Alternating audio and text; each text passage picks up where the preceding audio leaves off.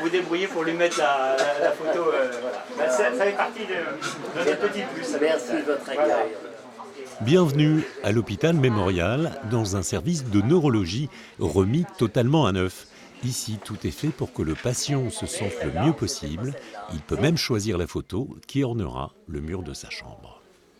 J'habite Barneville-Carteret. Je ne m'imaginais pas que Saint-Lô avait un hôpital aussi moderne, aussi confortable, aussi luxueux qu'ici.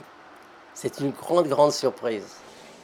Dans ce service de 28 lits qui accueille des patients victimes d'AVC, de tumeurs cérébrales ou de troubles cognitifs, l'accent était mis sur les 5 sens et les émotions positives.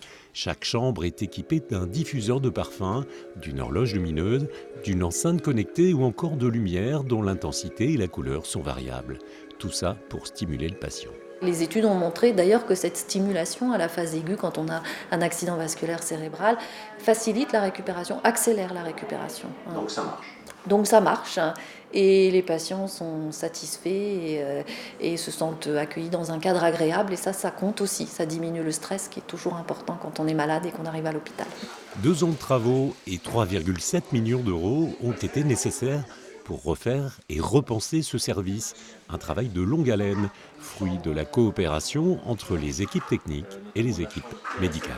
C'est tout un concept en fait, pas seulement basé autour du patient, mais autour aussi du bien-être des agents, du personnel, et c'est pour ça que nous avons tout dématérialisé. C'est un hôpital sans papier, en tout cas c'est le premier service qui l'est comme ça, avec un système d'information très performant qui permet de ne plus avoir des post-it, des petits cartons, beaucoup plus de sécurité, de rapidité, de confidentialité.